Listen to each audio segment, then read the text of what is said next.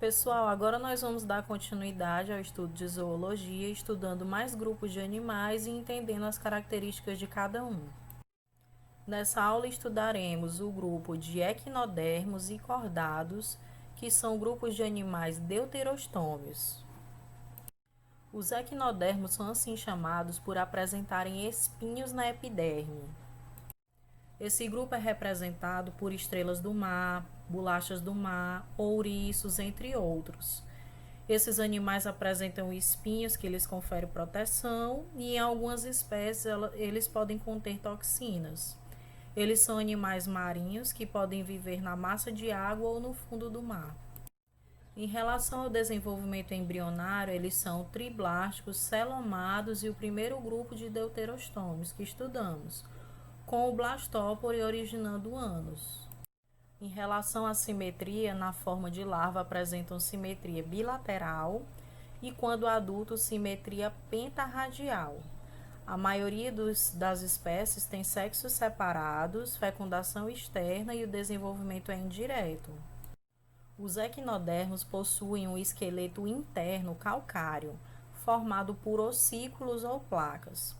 A face oral, geralmente voltada para baixo, e a aba oral, oposta à oral, apresenta o ânus. No caso dos ouriços do mar, como temos nessa imagem, eles possuem dentes articulados ligados a uma estrutura óssea que em conjunto formam a lanterna de Aristóteles. Eles são usados para cavar, raspar, triturar alimento. Veja que o movimento dos equinodermos se dá através de pés ambulacrais, braços ou espinhos. Esse movimento é possível geralmente pelo sistema ambulacral. Esse sistema é formado por canais preenchidos por um líquido semelhante à água do mar, onde pela placa madrepórica há contato com o meio externo. Verifique aqui que da placa madrepórica há um canal pétreo que, com um anel, um canal circular, ele se ramifica em canais radiais, e nesses canais, ao final deles, há ampolas, que são bolsas, e essas bolsas apresentam prolongamentos musculares que culminam em ventosas, que são os pés ambulacrais. Verifique que a classificação dos equinodermos se dá de acordo com o formato do corpo desses animais. Então, nós temos aqui a classe asteróidea, corpo estrelado em forma de disco, de onde partem 5 braços. Os equinoides, corpo esférico com espinhos móveis, no caso os ouriços. Holuturoide, corpo comprido em forma de salsicha ou pepino. Crinoide, corpo em forma de taça, tentáculos ramificados, parecem com aspecto de flor, e o ofiuroide com seus braços semelhantes a serpentes. Esses animais não têm sistema circulatório nem excretor, eles respiram por brânquias, pés ambulacrais ou árvores respiratórias ou bursas. O sistema nervoso é reduzido a um anel nervoso com cordões nervosos. Agora vamos aprender um pouco mais sobre os cordados.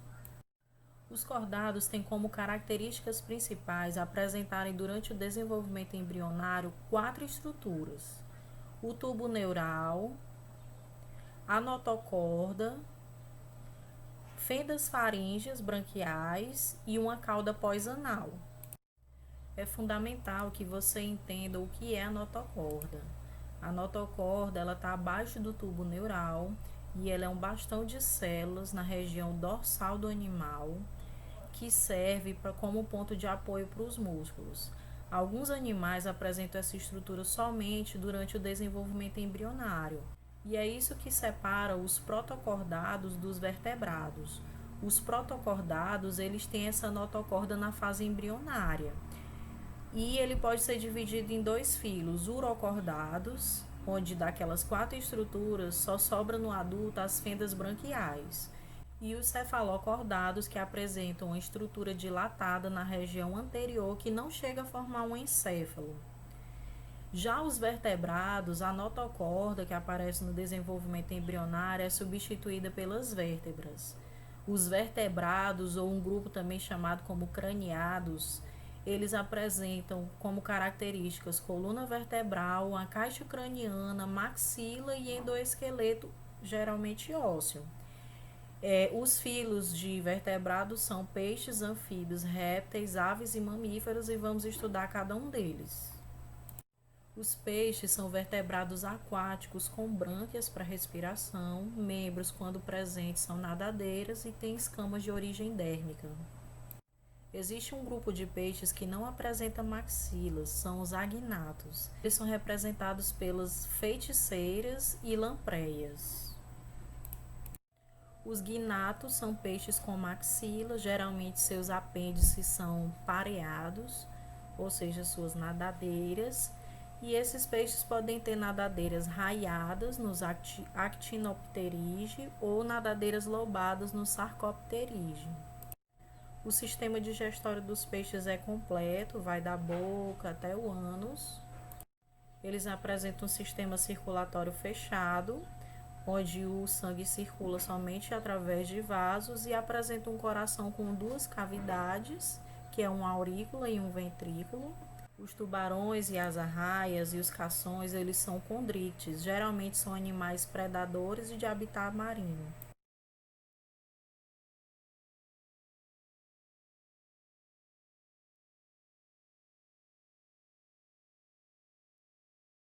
Agora vamos aprender um pouco mais sobre os anfíbios.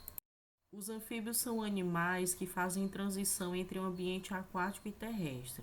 Eles vivem parte da vida na água e outra na terra. Eles são importantes predadores de insetos e também são importantes em cadeias alimentares, tanto em lagos quanto em terra.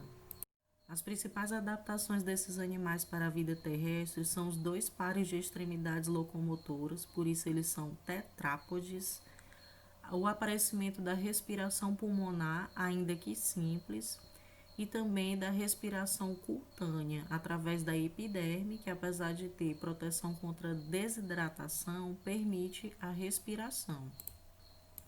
O sistema digestório desses animais é completo.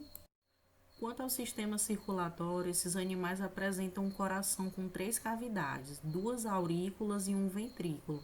A circulação ela é dupla e incompleta, pois ocorre mistura de sangue venoso e arterial no coração do animal. A classe dos anfíbios apresenta 3 ordens principais: os anuros, que não apresentam cauda.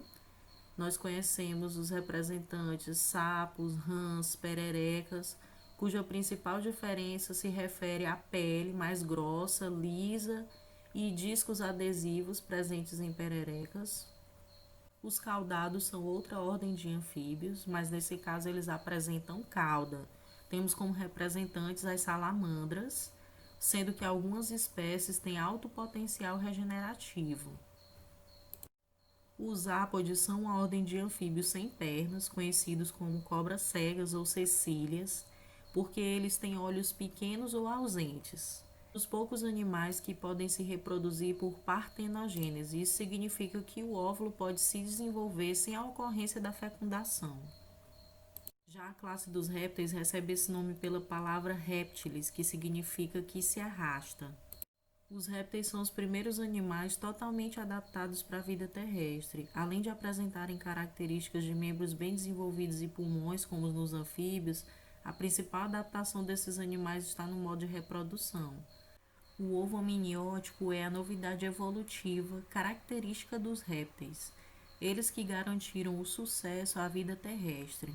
Isso porque esse tipo de ovo apresenta o anexo embrionário denominado âmnio. O âmnio ele é uma bolsa preenchida por fluido que auxilia na proteção do animal e ainda protege contra desidratação. A maioria dos répteis tem o coração formado por 3 câmaras, mas nos crocodilianos ocorre pela primeira vez a separação de 2 ventrículos. Isso significa que os répteis são o primeiro grupo a apresentar coração com 4 câmaras, 2 átrios e 2 ventrículos. Os quelônios ou testudíneos são um grupo de répteis que inclui jabutis, tartarugas, cágados e são encontrados em ambientes terrestre, marinho e de água doce, respectivamente. Eles são facilmente reconhecidos pela presença de uma carapaça, sendo que no ventre também apresentam uma espécie de escudo que é denominado plastrão. Os crocodilianos ou os arcossauros são um grupo de répteis que incluem jacarés, aligatores e os caimãos. Eles geralmente são encontrados em regiões alagadiças, lagos, rios e costumam nadar próximo à superfície, deixando as narinas expostas. O grupo dos lepidossauros inclui serpentes, lagartas. Eles representam mais de 95% das espécies atuais de répteis viventes. Aves têm como característica marcante as penas, dado que nenhum outro grupo apresenta essa estrutura. O registro fóssil indica que as aves se originaram de dinossauros. O Archaeopteryx é tido como uma das primeiras aves com características de répteis. As adaptações ou novidades evolutivas para o voo das aves são ossos pneumáticos, que são ossos ocos preenchidos por ar que as tornam mais leves, o osso externo, com uma quilha, que é uma projeção onde se inserem músculos peitorais que podem garantir o batimento das asas em aves que voam, sacos aéreos, que são expansões dos pulmões que se enchem de ar e auxiliam nesse processo de torná-la mais leve, e a glândula uropigiana, que secreta um tipo de óleo que ajuda na impermeabilização das penas, evitando, por exemplo, que fiquem úmidas e pesadas.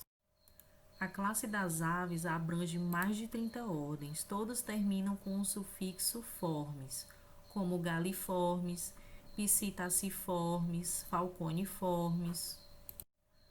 Portanto, há uma grande diversidade de aves, inclusive daquelas que não voam, como as emas, que são estrutioniformes, e os mais populares são os passeriformes, que são os populares passarinhos. Os mamíferos estão presentes em quase todos os ecossistemas da Terra. Apresentam pelos que revestem o corpo total ou parcialmente, mas a principal característica da classe é a existência de glândulas mamárias especializadas em produzir leite para alimentar os filhotes. A pele desses animais, além de apresentar pelos, pode desenvolver estruturas córneas e cornificadas, como garras, unhas, cascos, cornos, todos eles queratinizados. As características peculiares e inerentes aos mamíferos são glândulas mamárias, corpo recoberto por pelos, hemácias anucleadas. Quando amadurecem, elas perdem o núcleo e não apresentam organelas. Eles são heterodontes, com diferentes tipos de dentes, e possuem diafragma, que é um músculo que auxilia na respiração. Em relação ao sistema circulatório, os mamíferos possuem um coração com 4 cavidades, assim como as aves. A circulação é dupla, fechada e completa. A classe dos mamíferos é dividida em 3 grupos principais: os monotremados, os marsupiais e os placentários. Os monotremados são mamíferos que desenvolvem ovos, por isso eles são ovíparos, e o desenvolvimento embrionário ocorre parcialmente fora do corpo da mãe. Os marsupiais são vivíparos, ou seja, a gestação deles é curta, mas eles apresentam uma bolsa ou marsúpio, que após o nascimento dos animais, que não nascem totalmente formados, eles ficam nessa bolsa na pele do abdômen da mãe, onde estão as mamas, e permanecem ali até completar seu desenvolvimento. Já os placentários, eles são vivíparos de gestação longa, que permite que os filhotes nasçam formados, e eles apresentam um anexo embrionário denominado placenta, que é uma membrana que auxilia na troca de nutrientes e oxigênio entre a mãe e o filhote. Entre os mamíferos placentários, podemos destacar algumas ordens, como os xenartros, que são animais sem dentes ou com dentição incompleta, os proboscídeos, que apresentam tromba flexível, que auxilia na alimentação, os cetáceos, que são mamíferos aquáticos com membros adaptados para a natação, a ordem dos roedores, com dentes incisivos maiores que os demais, os primatas, que têm 5 dedos em cada mão e pés, os quirópteros, que são mamíferos voadores, com os membros anteriores adaptados para o voo, os carnívoros, animais tipicamente predadores, os artiodáctilos, que são animais com dedos transformados em cascos, e os sirênios, que são aquáticos e herbívoros, que podem viver na água doce ou salgada.